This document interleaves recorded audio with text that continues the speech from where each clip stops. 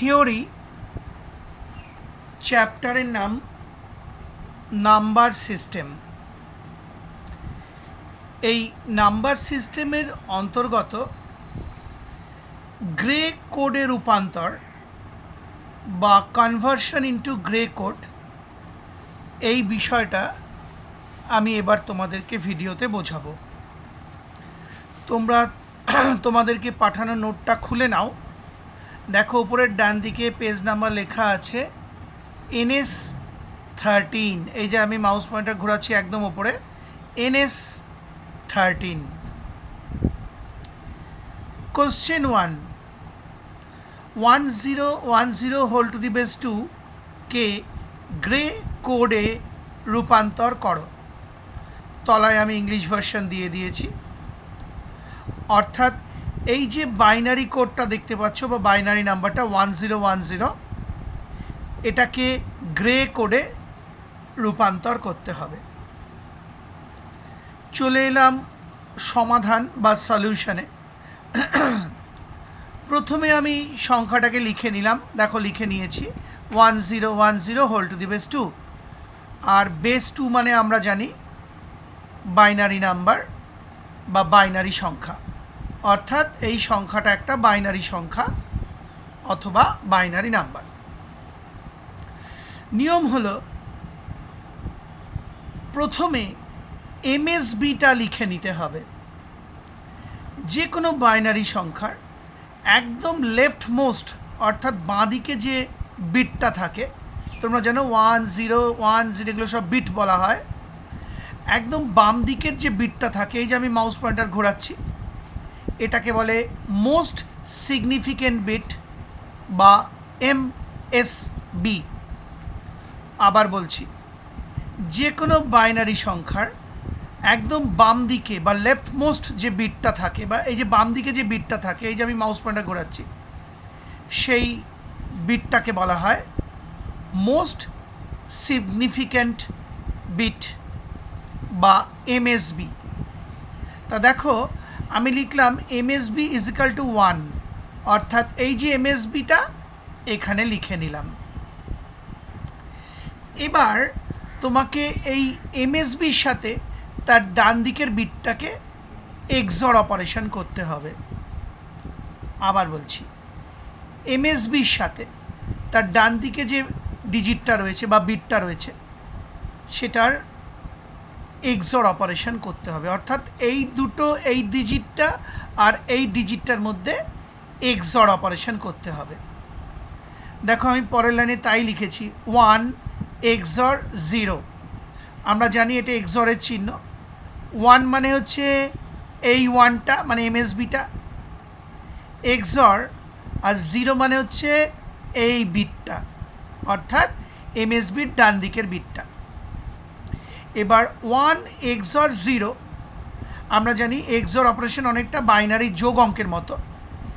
যোগফলটা বা সামটা এখানে লিখতে হয় ফলাফলে, আর ক্যারিটা লিখতে হয় না। আবার বলছি, এক্সর অপারেশনে দুটো বিটের মধ্যে এক্সর অপারেশন করার পর সাম বা যোগফলটা এখানে লিখতে হয়, ক্যারিটা লিখতে হয় না। তাহলে 1 এক্সর 0 মানে হলো 1, ক্যারি আর আমরা লিখিনি। এবার নিয়ম হলো এই যে ডিজিটটা আছে বা এই যে বিটটা আছে, এর সাথে ওর ডান দিকের বিটটার মধ্যে এক্সর অপারেশন করতে হবে। আবার বলছি, এই যে ডিজিটটা রয়েছে বা বিটটা রয়েছে, এর সাথে ওর ডান দিকের বিটটার মধ্যে এক্সর অপারেশন করতে হবে। এবার দেখো আমি তাই করেছি 0 এক্সর 1, অর্থাৎ এই 0টা এখানে লিখেছি, এই 1টা এখানে লিখেছি, আর এটা তো এক্সরের চিহ্ন তোমরা জানো। তাহলে 0 এক্সর 1 যদি আমি সাধারণ বাইনারি যোগ করি, তাহলে 0 + 1 1, ক্যারি 0। তাহলে 0 এক্সর 1 1 হলো, ক্যারি আর লিখলাম না, শুধু সামটা লিখলাম। এবার নিয়ম হলো এই যে পরের বিটটা রয়েছে, এই যে আমি দেখাচ্ছি মাউস পয়েন্টারে, এটার সাথে তার ডান দিকের বিটটার এক্সর অপারেশন করতে হবে। আবার বলছি, এই যে বিটটা রয়েছে এর সাথে ওর ডান দিকের বিটের XOR অপারেশন করতে হবে। দেখো আমি তাই লিখেছি 1 XOR 0, অর্থাৎ এই বিটটা এখানে লিখেছি, এই বিটটাকে অর্থাৎ 0কে এখানে লিখেছি, অর্থাৎ 1 XOR 0। যদি সাধারণ আমরা বাইনারির অঙ্ক করি বা বাইনারি যোগ অঙ্কের করি, তাহলে দাঁড়াচ্ছে 1 + 0 1 ক্যারি 0, ক্যারিটা লিখিনি, অর্থাৎ 1 XOR 0 হলো 1, ক্যারিটা লিখিনি।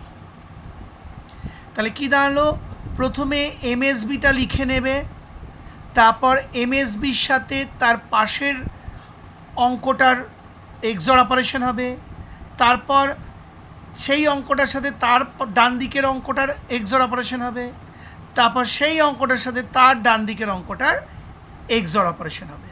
ঠিক তাই করেছি, দেখো আরেকবার MSB 1 লিখে নিয়েছি, তারপর 1 XOR 0 = 1, অর্থাৎ 1 XOR 0।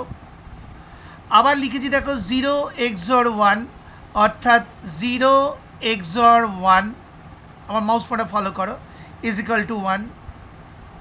আবার 1 XOR 0, এই দেখো নিচে 1 XOR 0, তাই লিখেছি = 1।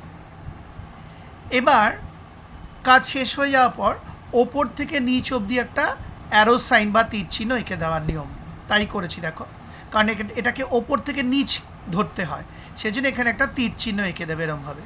ব্যাস কাজ শেষ। এই দেখো উত্তর লিখেছি। 1010 2 এর সমমানের গ্রে কোড হলো 1111। কেন? এই যে 1 1 1 1 ওপর থেকে নিচে।